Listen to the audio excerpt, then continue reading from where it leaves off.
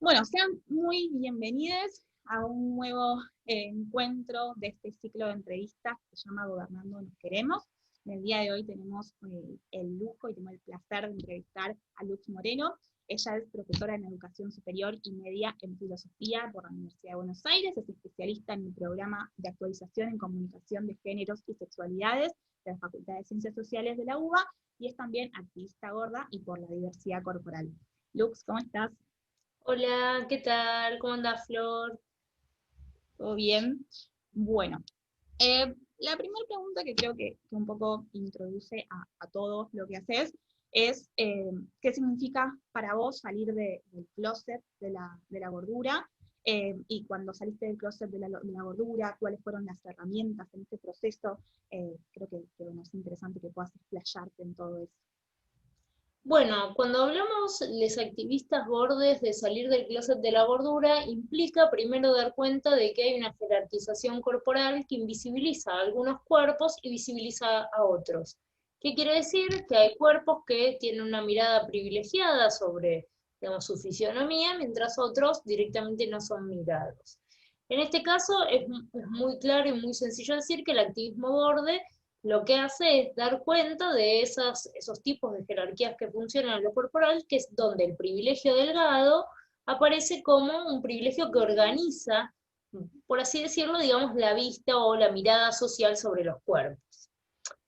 Cuando hablamos de salir del closet de la gordura, hablamos de salir de un closet de invisibilidad, que es decir, de un lugar donde los gordes, las personas gordas, son señaladas sistemáticamente, violentadas sistemáticamente a partir de mecanismos gordofóbicos, gordodiantes, que lo que hacen es expulsarnos, ¿no?, de la mirada de lo público deseante. ¿Qué quiere decir?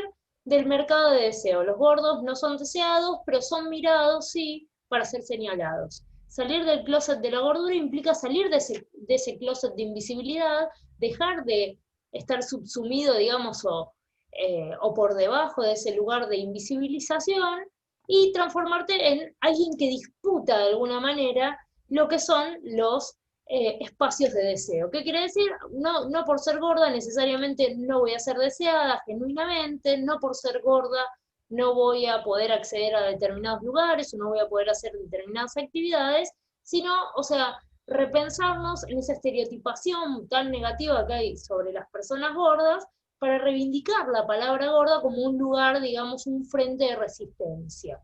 Eso es salir del closet de la gordura, es salir para afirmar que las personas gordas tenemos una identidad y esa identidad no solo es corporal, sino que también es política. Eso por un lado. No sé cómo explayarme más ahí. Está bien. ¿Y cuándo vos saliste de ese closet? ¿Cuándo Bueno, sentís que fue el momento? para mí el momento de salir del closet de la gordura fue un proceso de más o menos 2 años, que tuvo un momento así como bastante importante, fue en el 2011 al 2013. En el 2013 yo venía de un proceso de entrar y salir y de habitar los márgenes del sistema médico clínico, y algo que pasaba era como que siempre mi fisionomía como gorda, como mujer gorda, era señalado como el problema. Aunque no tenía, no sé, respuestas para lo que me pasaba, no tenían, o sea, respuestas más que paliativas, con que, bueno, bajás de peso y todo se soluciona. Entonces, en el 2013, una amiga muy querida me pasó unos blogs de unas gordas fat fashionistas, unas gordas que decían, no importa que estemos gordas, podemos estar a la moda. Y hubo algo ahí en ese gesto tan de la vanidad, tan de que mandar todo un poco a la mierda, ¿no? De decir, bueno, basta, basta con esa mirada que especula sobre mi salud y que me dice que no soy deseada, que estoy enferma, que yo cometí alguna especie de delito grave por tener el cuerpo que tengo, y cuando en realidad mi cuerpo es así porque es así. Y que también es esto, ¿no? O sea, no era un cuerpo enfermo, no es que me salían mal los estudios de sangre o algo, qué sé yo. O sea, el único problema era la fisionomía esa que tenía y sostenía.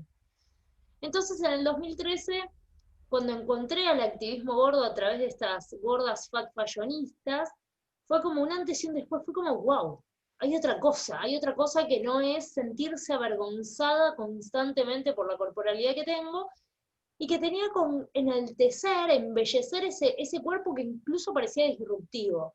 Y para mí fue como una cosa muy loca, porque hacía años que no me ponía un jean, y fue ir a comprarme un jean, un talle especial, ¿no? Esos talles grandes que acá le dicen especial, no entiendo por qué las personas gordas somos especiales.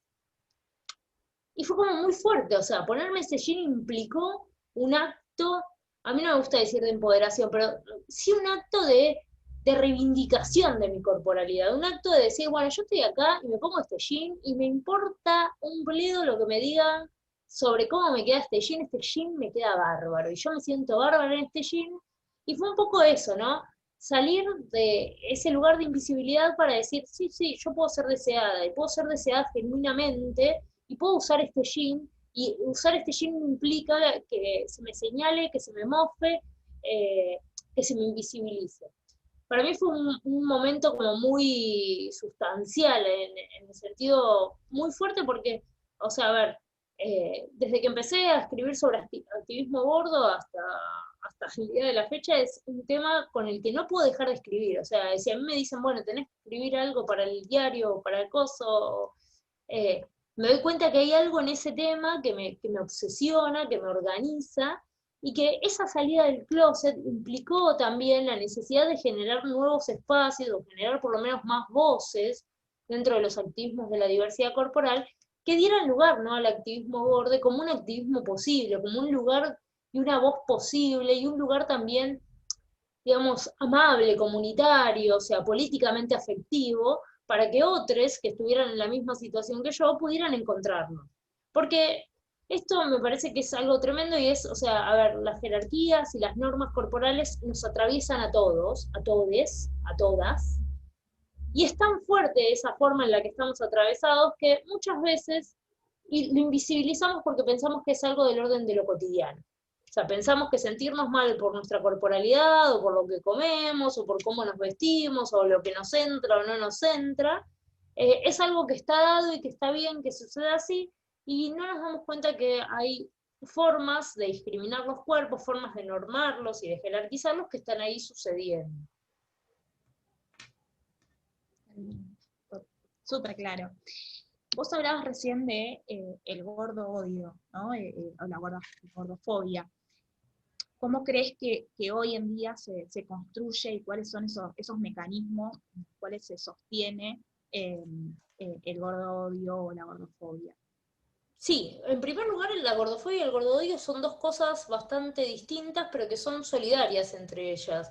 Por un lado tenemos la gordofobia, que es este miedo irracional, esta histeria, va a decir Paul Campos, que dice esta histeria sobre el peso, sobre la balanza, sobre una semántica de la obesidad y el sobrepeso que implica, bueno, no subas de peso, que se ha exacerbado, ¿no?, en el periodo de la cuarentena, ¿no?, en el aislamiento social preventivo obligatorio, que tiene que ver con esto, con un miedo a subir de peso, porque hay algo, hay, digamos, un castigo social sobre subir de peso que tiene que ver con la invisibilidad, ¿no?, con salir de este mercado de deseo. Y que tiene que ver con alejarse del éxito social también, porque si hay un modelo hegemónico que tiene que ver con ser blanco, rubio, exitoso, tener cierta clase social, ciertos accesos, bueno, obviamente ser gordo, o sea, implica de ser gordo latinoamericano, y un montón de otras interseccionalidades que podemos llegar a pensar, raciales, geopolíticas, implica, o sea, alejarse de ese, digamos, de ese faro de éxito. Entonces, la gordofobia funciona como un mecanismo sistemático en el cual todas las personas somos policías de los cuerpos, no propios y ajenos, en donde señalamos, o sea, si nuestro cuerpo o el de otro se separa de la norma, ¿no? O sea, si subiste de peso, si no, qué sé yo. ¿El gordodio qué es? El gordodio tiene que ver con una serie de repertorios, ya sea desde los chistes, los señalamientos, el uso del qué flaca que estás como qué linda que estás, el punitivismo, por ejemplo, una forma de gordodio es recontra invisibilizada. Además es el punitivismo médico, cuando vos ingresás a un consultorio, o un consultorio de algún profesional de la salud nutricional, ¿no? Y el gordodio tiene que ver con estos memes gordofóbicos que han circulado tanto, o sea, con la réplica, ¿no? Bueno, esto de decir, o sea, públicamente en repertorios culturales tipo la televisión, las revistas, qué sé yo, algo que tenga que ver con afirmar que ser gordo está mal. Eso tiene que ver con las réplicas gordodiantes, o sea, replicar que el gordo o el gorde o la gorda son lugares no habitables, son lugares, digamos, incluso del castigo o del castigo social. O sea, la gorda es la que tiene que esperar el despojo, la migaja, la que no tiene acceso, digamos, a manifestar su deseo como genuino. Entonces, la gordofobia por un lado es este miedo irracional que tenemos, que organiza de alguna manera la manera que somos constituidos como policías de los cuerpos, tanto de del propio como el de los otros. O sea, ya no necesitamos que venga el Estado o que venga Cormillot a decirnos, che, mirá, ese gordo está mal, porque nosotros lo hacemos automáticamente, tenemos la gordofobia inoculada, ¿no? O sea, nos criamos, nacimos y crecimos en una cultura totalmente gordofóbica. Argentina tiene, aparte, unos índices de gordofobia altísimos. En el último informe, bueno, el preliminar del 2019 del INADI, salió como segundo, digamos, el segundo tipo de discriminación en nuestro país es la gordofobia. Entonces, ¿esto qué quiere decir? O sea, tenemos una violencia sistemática sobre las personas de la diversidad corporal que tienen cuerpos que pueden ser señalados como gordos, y ese tipo de discriminación afecta sus derechos básicos humanos. Es decir, desde el derecho a el acceso al trabajo, a la salud, a la vestimenta, al circular en los espacios públicos, entre otros muchísimos. Entonces, esto es algo sumamente interesante, y por otro lado también, o sea, nada, que hay algo en las audiencias, por lo menos en este último tiempo, es que las audiencias ya no admiten cualquier cosa, y ya no lo admiten tampoco desde el lugar de lo institucional, o sea, con últimas publicaciones que hemos tenido con el tema de la revista Caras, cuando hizo la publicación sobre la princesa Amalia de Holanda, que decía, la princesa luce orgullosamente su look, como si fuera un look, ¿no?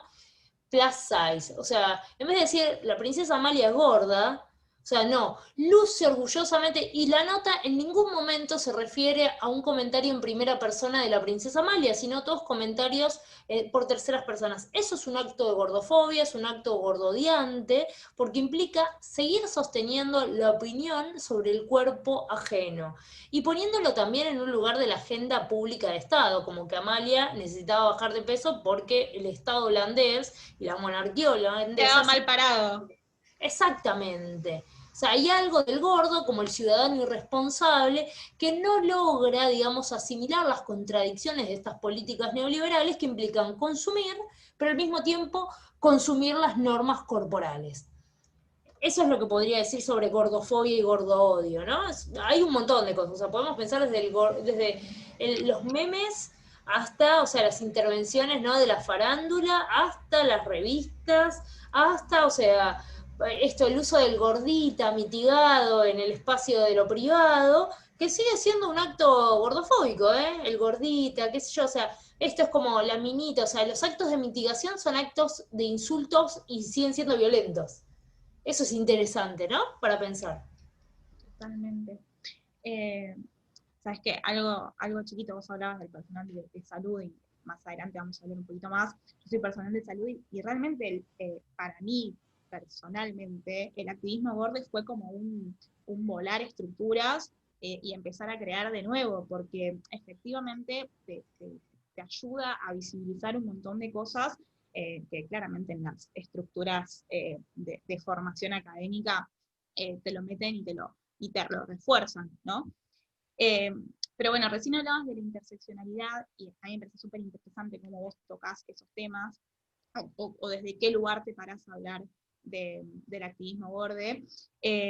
Y hay algo que me parece que está piola, es pensar el feminismo y el activismo borde, como qué le aporta el activismo borde al feminismo, qué le aporta el feminismo al activismo borde, cómo se relaciona eso, eh, si puede existir uno sin el otro. Sí, no, es que de hecho, bueno, pueden existir el uno sin el otro. Lo que tienen son una serie de alianzas, y en particular acá en Argentina y en Latinoamérica, o sea, tenemos un proceso de reafirmación de los transfeminismos a partir del 2015 en adelante, con el movimiento Ni Una Menos, con el movimiento de actrices, con la asamblea del 8M, digamos, con una serie, bueno, con los encuentros plurinacionales de mujeres transfeministas y demás, o sea que ahora está todavía en boga, ¿no?, esta cuestión del nombre, Y hay algo ahí interesante, y es que el feminismo, los feminismos específicamente, y el activismo borde se encuentran en esta noción de interseccionalidad. Se encuentran en estos feminismos primero de la tercera ola, donde se dice que no es un feminismo de la mujer, sino de las mujeres, y al mismo tiempo se encuentran en ese lugar muy particular que tiene que ver con esto, con que efectivamente las personas que son leídas como mujeres en este sistema heterosis patriarcal, son personas que son leídas como objetos de consumo, ¿no? O sea, no, a ver, podemos pensar desde la mujer como objeto sexualizado hasta la trata, o sea, la esclavitud sexual. O sea, podemos pensarlo desde, o sea, desde un punto hasta otro. En ese sentido, o sea, el activismo borde, o sea, hace una pregunta explícita, bueno, de a ver, a qué feminismos, eh, con qué feminismo se alía el activismo borde, y bueno, son feminismos que son transfeminismos, que tiene que ver con esto, con que el cuerpo es un lugar de construcción, de sentidos, esas construcciones de sentidos son culturales, y que tiene que ver también con, en nuestro país por lo menos, que fue como un descubrimiento posterior, o sea, como que los transfeminismos de repente dijeron, había, che, pará, que estaban las gordas y los gordos y los gordes haciendo un escándalo en lugares muy diversos, y que empezaron a dialogar con esas interseccionalidades, porque hay algo que pasa que es, no podemos reducir la cuestión a que solamente, digamos, la división sexual del trabajo, la división sexual hombre-mujer es el único lugar en el que somos leídos, cuando en realidad es el género, y el género es más que dos, la raza, esto que yo decía, un poco el lugar geopolítico en el que estamos, no es lo mismo pensar los transfeminismos en América Latina y específicamente en Argentina, que pensarlos en Estados Unidos, eso es otra cosa, o pensarlos en Europa. Eh, por ejemplo, en Francia ni siquiera hay activismo gordo, o sea, hay muy poquito hace un año. O sea, algunas publicaciones, o sea, hace muy poquito. Después también pensar esto, ¿no? O sea, qué lugar geopolítico en el que estamos, ¿no? Porque también centro y periferia, pensar la federalización, ¿no? De los activismos, ya sea de los transfeminismos o del activismo gordo, es muy difícil, ¿no? Porque acá tenemos esta cosa de la capital, el AMBA y el interior. Entonces, esa puja constante. Eso también demarca también, digamos, el acceso a la información y el acceso a estrategias políticas, ¿no? De insertar esto en lugares donde las estructuras son todavía más rígidas. Me parece que fue, a ver, uno de parte del movimiento gordo, especialmente, o sea, la asamblea gorda y lo que va a ser el taller de hacer la vista gorda, que en el 2017, ya a finales de 2017, principios del 2018, empieza a tomar, digamos, digamos, un trabajo como muy fuerte en intervenir en espacios transfeministas. Porque con la consigna de si tu feminismo es gordofóbico, no lo quiero. Porque es esto, ¿no? O sea, si sostenemos que solamente falta la equidad entre hombres y mujeres y bla, bla, bla, y sacar el patriarcado, pero sigue siendo el cuerpo una mercancía que sigue siendo señalada en una serie de jerarquizaciones y normas, bueno, al final, o sea, hicimos todo esto al pedo. Y que también me parece que hay algo que sucede en los transfeminismos, que no sé si es para criticar, pero sí para repensar un poco, que es la discusión se centra en el estereotipo de belleza. Y yo siempre digo lo mismo, lo voy a decir en todos los lugares, si la cuestión fueran los estereotipos de belleza, yo ya me jubilaba de esta cuestión del activismo border. Porque estereotipos de belleza se han modificado, y se han modificado en los últimos 5, 7, 10 años, y sin embargo persiste la gordofobia, persiste la violencia radical, opresiva sobre las corporalidades gordas. Entonces, así como vos decías, algo de interesante, ¿no? O sea, las instituciones de salud, hay algo que es la pesometría, que funciona como algo que organiza, digamos, estructura la mirada sobre un paciente. O sea, ¿qué hago? Bueno, llega el paciente a la balanza. Llega el paciente y le calculo el índice de masa corporal, esa relación entre su altura al cuadrado y su peso, que me va a dar un índice que va a indicar si es una persona saludable o no. Ese número que no dice absolutamente nada, o sea, que estandariza solamente una serie de cuestiones corporales, y que no dice nada, ni siquiera dice nada de si comió bien durante su Y vida. está muy cuestionado si sirve ese instrumento de por sí. Exactamente, y es un instrumento que aparece en 1836 con Alphonse Quetelet, un sociólogo, en un periodo de lo que en Europa, que tiene que ver con la cuestión de encontrar al hombre estándar, ¿no? Esta noción del hombre estándar como que el dato biométrico, el dato cuantitativo, el dato matemático, es un dato que necesariamente guarda cierta objetividad matemática. Y en realidad la objetividad, incluso la objetividad fisiológica, es muy distinta a lo que va a ser, ¿no?, las ciencias exactas. O sea, no tiene nada que ver. Entonces, hay una construcción también de un imaginario social que a través de esto, o sea, de, bueno, si vas a una nutricionista que no te hace el índice o no te pesa, qué rara que es, uy, no sé, no es confiable. O esto, ¿no? La nutricionista gorda, si conoces una nutricionista gorda, bueno, no, qué raro, ¿no? Como si no hubiera algo ahí, o sea, de la construcción propia de los sentidos, incluso dentro de las disciplinas, y en relación también con esto, con un afuera. Y ese afuera, hoy en día, que está muy en auge y que tiene que ver con una pregunta muy fuerte sobre el cuerpo, es una pregunta que instalan los transfeminismos, por lo menos acá en Argentina, que es el derecho, ¿no?, por el aborto seguro, legal y gratuito. Entonces, esa pregunta sobre el cuerpo, sobre las decisiones sobre ese cuerpo, implican también una revisión sobre, bueno, cuál es la noción de corporalidad que estamos sosteniendo. Y me parece que ahí se pudo colar también el activismo borde, pudo hacer así como, bueno, hola, sí, ¿qué tal? Yo ya estaba acá hace un montón de años, pero bueno, nada, no sé, no había onda. Entonces se empezó a coquetear, digamos, con estrategias de visibilización desde los transfeminismos, pero también ya estaba dentro del conjunto de la diversidad LGBTIQ+, y también las diversidades corporales, que tienen que ver con las diversidades trans, intersex, diverso funcionales, los mal llamados discapacitados, y la diversidad gorda. Entonces, hay una serie de dimensiones que empiezan a pedirnos, o sea, una respuesta respecto del cuerpo. Y hoy en día más que nunca, ¿no? O sea, estamos en un Zoom, no estamos juntas en un espacio, o sea, no estamos tomando unos mates, o sea, estamos mediadas por una pantalla porque nos encontramos en un periodo de muchísima dificultad, que es una pandemia que implica esto, o sea, una viralización a nivel mundial. Entonces, o sea, no es una pavada. Y me parece que se refuerza muchísimo esto, ¿no? ¿Qué es el cuerpo, no? Ante esta virtualidad, ¿qué es? Siguiendo un poco con esto que hablamos de la interseccionalidad, también vos lo tomás mucho en términos de, bueno, cómo influyen las clases sociales o la vulnerabilidad social en la relación con los cuerpos también. No sé, cómo Sí, la ves. cuando pensamos interseccionalidad es sumamente interesante pensar la cuestión de cómo se califica una gordura, ¿no? O sea, ¿se puede decir que una gordura de una clase media, media alta es lo mismo que una clase de un sector social vulnerado? Me acuerdo que el año pasado hubo mucho revuelo porque hubo una foto de Barrios de Pie, de una olla popular, antes de la función de Alberto, y que era interesante, ¿no? Durante el gobierno de Macri, donde había una mujer gorda de espalda y las críticas sociales eran, no, esa mujer no tiene hambre porque es gorda. Como si necesariamente la gordura indicara, o sea, que vos no tuviste hambre, o sea, no indica, o sea, mala alimentación, no indica que vos tenés acceso a determinados alimentos, no habla de tus condiciones de soberanía alimentaria.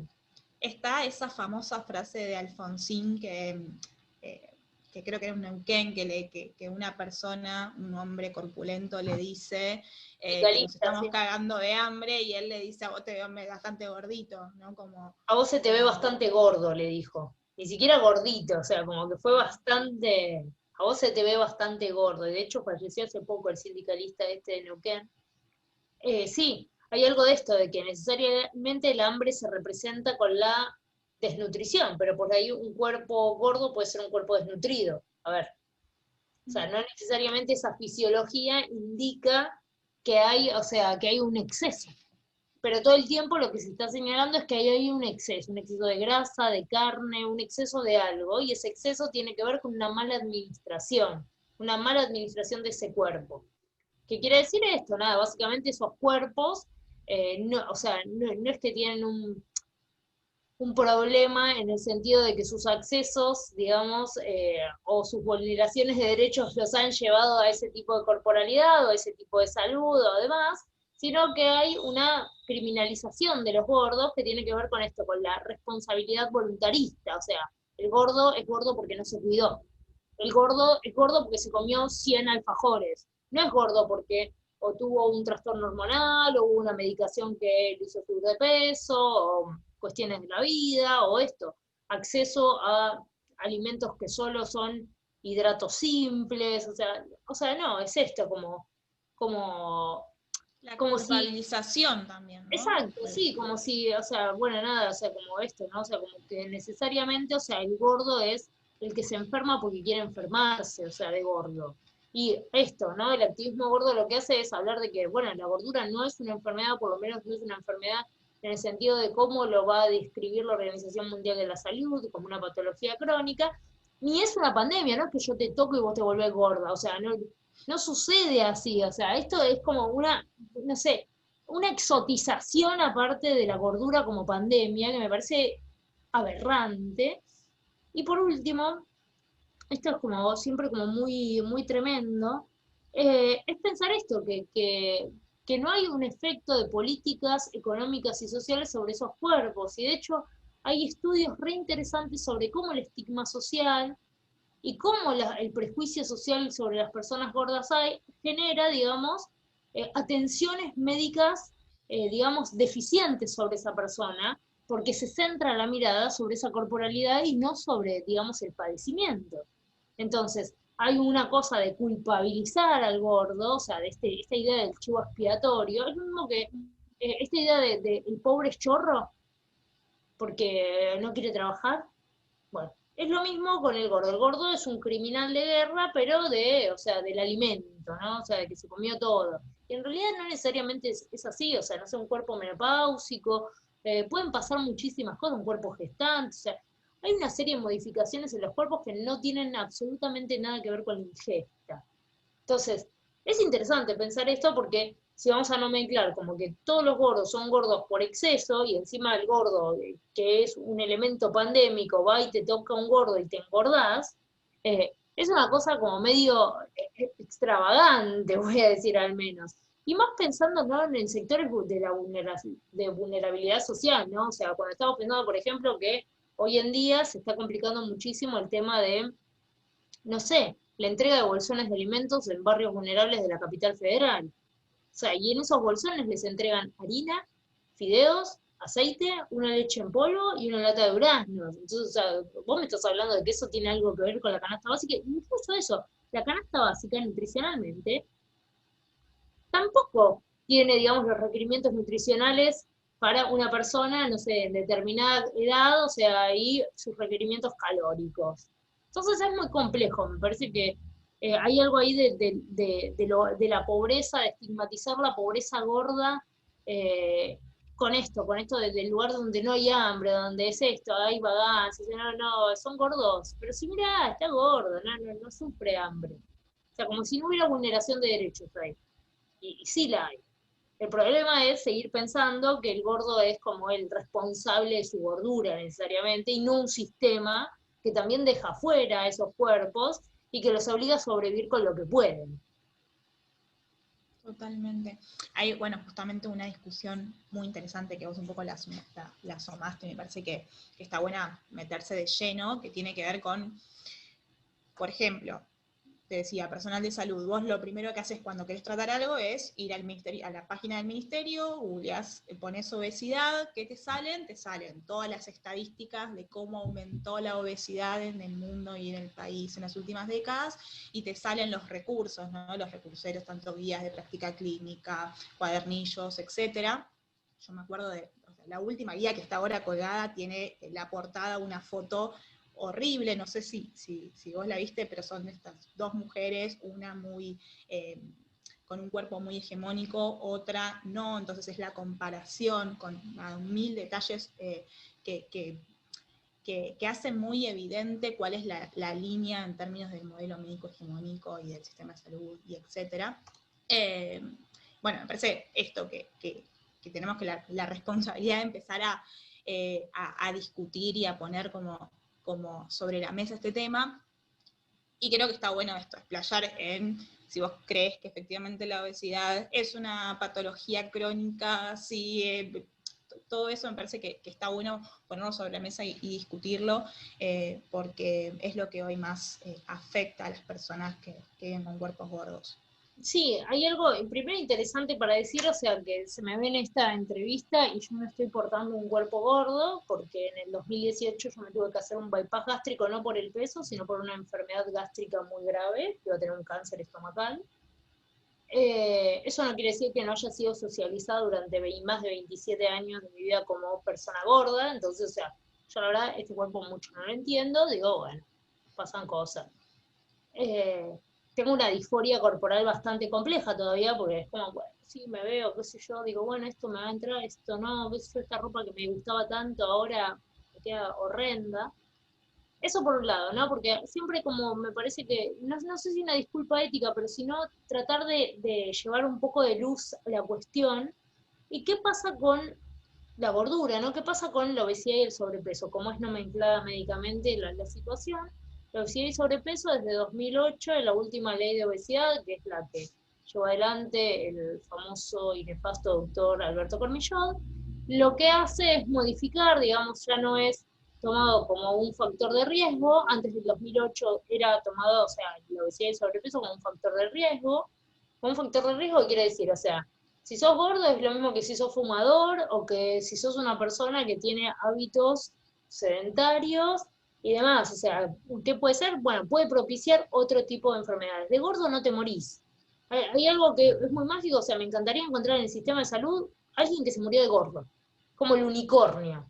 O sea, la otra vez lo hablaba en el taller y es como el unicornio azul de Silvio Rodríguez. Bueno, el gordo que se murió de gordo es un misterio. O sea, uno puede tener obesidad y sobrepeso y tener otro tipo de enfermedades como diabetes, hipertensión, o sea, una serie de enfermedades, o sea, que pueden ser muy violentas, o sea, asma, qué sé yo, no sé, la presunción de que el cáncer avanza más por las células de la grasa y qué sé yo, pero uno puede, o sea, tener un índice de masa corporal que indique sobrepeso o obesidad y tener, no sé, un cuerpo de élite, ser, por ejemplo, no sé, un deportista de alto rendimiento, por ejemplo. Entonces, hay algo ahí que pasa, que es que esto, pensar en la obesidad como una patología crónica, como dice la Organización Mundial de la Salud desde hace unos años, implica que el gordo es un irrecuperable. Primero, que aunque vos bajes de peso, siempre vas a ser gordo, o sea, es crónico. O sea, es como yo que tengo asma, o sea, no es que a mí el asma se me cura, bueno, nada, me puedo, o sea, puedo tener asma mañana, puedo no tener por un mes y después que me vuelva el asma. Bueno, ser gordo sería lo mismo. O sea, hay una pandemia de una enfermedad crónica, o sea, ¿qué es esto? O sea, primero te toca un gordo, te transformas en gordo y después nunca podés salir de eso. Entonces, vos legítimamente, o sea, si sos una persona que fue gorda y después fue delgada y después permaneció delgada, suponete, no sos legítimamente delgado. ¿Por qué? Porque ya sos gordo, o sea, sos un ex gordo. O sea, sos alguien que ya tiene la mirada de sospecha sobre su cuerpo. Bueno, cuidado, a ver si subís de peso de vuelta. Estás comiendo mucho. O esto, o sea, o al revés, o sea, personas delgadas que suben de peso, bueno, nada, esto, de vuelta, o sea, como si entras ya en el mundo de ser nomenclado como gordo, no sobrepeso, como gordo con el sentido de la obesidad, porque la obesidad va a ser quien va a tener como la mirada más violenta, y sin embargo, la brecha es ese cinturón protector, ¿no?, de los discursos moralmente, digamos, bien vistos, van a tomar el sobrepeso como un lugar de discusión re importante, porque de hecho, donde se pone el foco en los tratamientos de venta pública, ya sea desde el Dulcolax, el laxante que te tomás para achatarte la panza, hasta, no sé, el Reduce Fat Fat, que ahora ya no está tan de moda, que estás más linda que nunca, que tiene que ver con esto, ¿no? Con reductores del peso, con reductores del apetito. O incluso esto, tomarte toda la línea de yogures de etiqueta verde baja en calorías, eso implica, o sea, esto, toda esta serie de mantenerte sobre la raya de no subir de ese sobrepeso que puede llegar a aparecer y puede ser valorado como sobrepeso estético.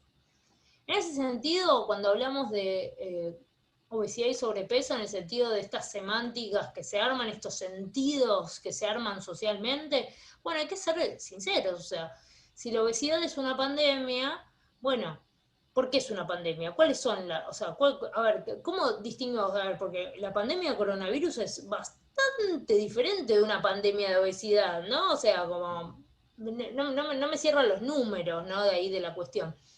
Y hay algo muy interesante que es que los estudios dicen que, por ejemplo, la industria dietética creció al mismo nivel de puntos que la obesidad en el mundo. Entonces, ¿qué fue antes? ¿Los productos de etiqueta verde o los gordos? O sea, el huevo o la gallina, ¿no? Hay algo ahí de no poder reconstruir un origen que tiene que ver con esto. O sea, ¿cuál es la necesidad de mantener ese cuerpo a raya en esos valores, en esa necesidad constante? Bueno, lo que necesitamos es construir cuerpos aptos y esa idea de la aptitud se da solamente por ese número. Y uno por ahí tiene un peso normal y sin embargo no tiene un cuerpo sano. O sea, puede ser que estés anémico, puede ser que estés con un hipercolesterol, puedes tener un montón de cuestiones, o sea, un síndrome metabólico sin tener sobrepeso, o sea, puede haber muchísimas cuestiones ahí, una diabetes tipo 2 sin tener sobrepeso, porque tiene que ver con una hormona del estómago y no con, o sea, con el peso. Entonces, ahí hay una serie de cuestiones que son bastante específicas, como para pensar que es, por lo menos desde lo que yo trabajo desde como activista gorda, tiene que ver con esto, con que la gordura, la obesidad y el sobrepeso son factores de riesgo, son cosas que no tenemos que dejarlas de lado, no es que voy y me como todos los jorjitos del mundo. No tiene absolutamente nada que ver con eso. Tiene que ver con tener otro tipo de relación con el cuerpo que no es el de una mercancía, no es una aplicación, no es un celular al que le bajo aplicaciones, no es algo que tuneo, o sea, voy al gimnasio y lo tuneo, de hecho, estamos en septiembre, época en la que se llenaban los gimnasios para llegar al verano, porque tenemos estos 3 meses para bajar todo lo que me comí en el invierno. Que es como, ¿de qué estamos hablando? O sea, hay como una tensión ahí también de tensionar el cuerpo en prácticas que son hiper restrictivas y que no son saludables, que está recontra naturalizado, o sea, como que bueno, nada, uno, a ver, yo lo vengo hablando, a ver, en esta cosa de que esta mirada transfeminista y qué sé yo, que se ha colado, y que se ha colado en el ámbito de lo doméstico, que es re importante, ¿no? En esta época, lo hablábamos con mi mejor amiga, el tema de estos, los hombres, que nos, voy a decir hombres en el sentido sin H, así bien despectivamente, que nos acompañan muchas veces, que entran en un periodo de la restricción alimentaria para bajar de peso, o sea, la dieta en el sentido más bien restrictivo, y uno dice, bueno, o sea, a ver, quizás porque fuimos socializadas como mujeres, tenemos alguna idea de que todo bien, pero la dieta disociada de estar 3 días sin morfar o estar muchas horas sin comer no te va a funcionar, o sea, o por lo menos no es... no es el espíritu, ¿no? Para bajar de peso y sin embargo a mí me pasa, por ejemplo, con mi pareja que está en un momento de restricción alimentaria para bajar de peso y es como, no sé, o sea, como... a mí me genera muchísima contradicción porque es todo el tiempo, a ver, ¿qué estás haciendo? O sea, no, bueno, pero no, ahora no desayuno un café, ¿qué estás haciendo? Tu páncreas. O sea, todo el chutazo de insulina que todo esto que vos no te comiste ahora te lo va a transformar en grasa igual, aunque te comas una lechuga, o sea, así no funciona el cuerpo. Y esto, como, no sé, por ejemplo, el marido de mi mejor amiga se compró 200 Gatorades para tapar el hambre con Gatorade. Gatorade es una bebida que está hiper mineralizada, entonces te puede arruinar los riñones si vos no tenés buenos riñones. O sea, el Gatorade no es para tomártelo todo el día, no es una gaseosa, tampoco deberíamos tomar gaseosa todo el día, pero bueno, o sea, hay algo ahí de los hábitos y de la habitabilidad del cuerpo y de esto, ¿no? Las técnicas infalibles. Bueno, dejo de morfar un mes y vuelvo a mi peso. O sea, ¿qué dice? A ver, esos movimientos también, o sea, del cuerpo con el peso, o sea, son complejos, o sea, no es gratuito, o sea, el cuerpo este lo tenemos para toda la vida y es un cuerpo que hay que cuidar. O sea, en el sentido de cuidar no es que hay que subir y bajar de peso, es un problema, bueno, puede ser que haya cuerpos que sean muchísimo más maleables para eso y hay otros que no. O sea, esto se gasta. O sea, no es que, o sea, puedo correr igual que cuando tenía 15 años, ¿no? Ni a gancho, o sea, me duele la cadera, o sea, tengo casi una hernia de disco después de que me descalcifique con esta operación. Entonces, hay una serie de cuestiones que aparecen en esto, yo lo digo, en lo cotidiano, en lo privado, y qué sé yo, que vos decís, o sea, es increíble, ¿eh? O sea, porque es incluso, o sea, a ver, es incluso más difícil, creo, que pensar en la gordofobia en los varones, en las masculinidades, porque no tienen espacio para hablar de eso. O sea, hay una cuestión del deber y es el deber en silencio. Entonces, por ahí, el grupo de las mujeres, las feminidades, tenemos esto de buche, no, me estoy cuidando, no, porque siento que subí de peso, qué sé yo, subí de peso, pero hay algo de lo dicho, hay algo del orden de la palabra. En cambio, no, o sea, de repente te cae este chabón con 300 Gatorade, y vos decís, pero, ¿qué onda?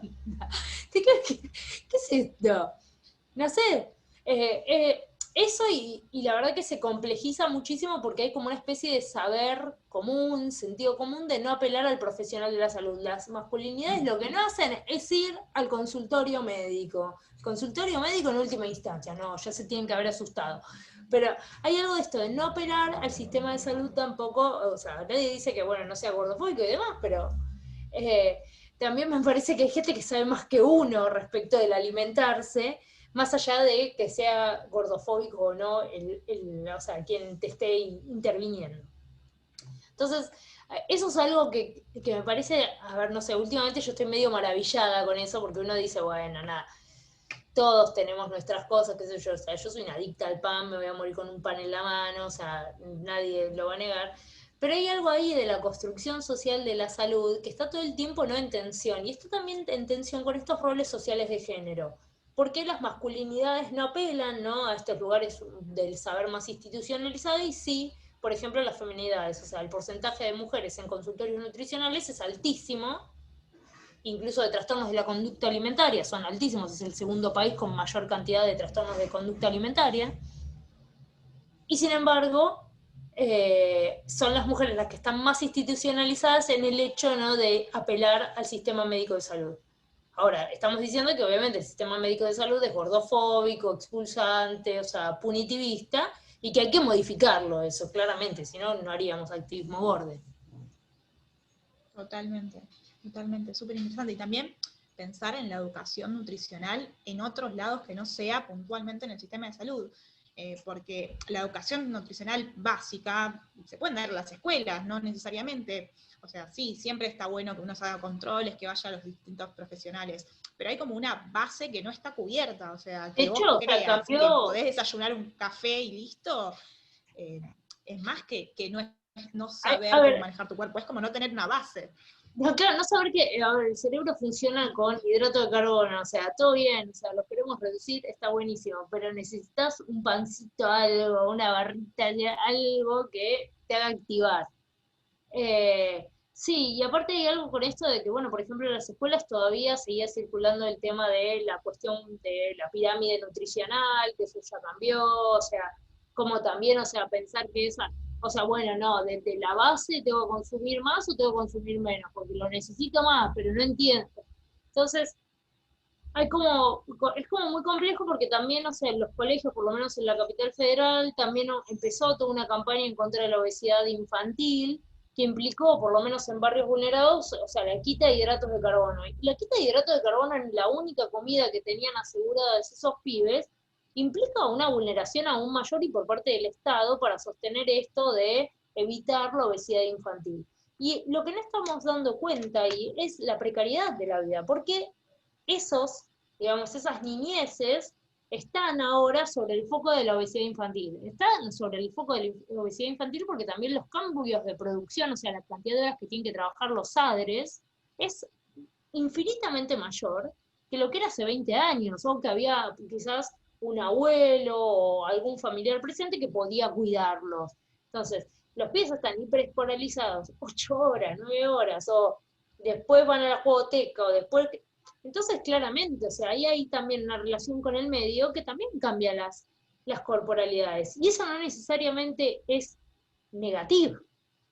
Me parece que es peor, o sea, institucionalizar a un pibe de 9 años ya en una instancia de control nutricional que, o sea, repensar, o sea, bueno, cuáles son las lógicas que se están dando en esa casa, en esa escolarización, o sea, qué sé yo, no sé, estar como policía de los alimentos de un niñito, un niñite, muy violento. Totalmente, totalmente. y aparte en el consultorio te dicen, bueno, no hacen dieta, solamente tienen que reducir sus porciones, cómo reducir esas porciones, de dónde viene esa ansiedad, esas cosas como que no se terminan de discutir en profundidad muchas veces.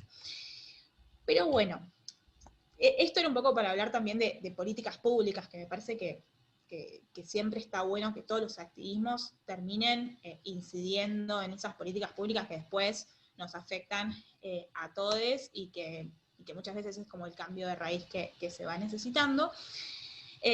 Para culminar esta charla, no sé si vos lo tenías muy en claro, pero a todos nuestros invitados, terminamos con una pregunta como clave, una pregunta fuerte, que muchas veces hace pensar y hace justificar y qué sé yo, pero es básicamente la idea de si vos estuvieras en el poder y tuvieras la posibilidad de tener un DNU en tus manos, que pudieras completar, llenar y que se realice, ¿qué sería? ¿Con qué lo completarías? ¿Cómo lo harías?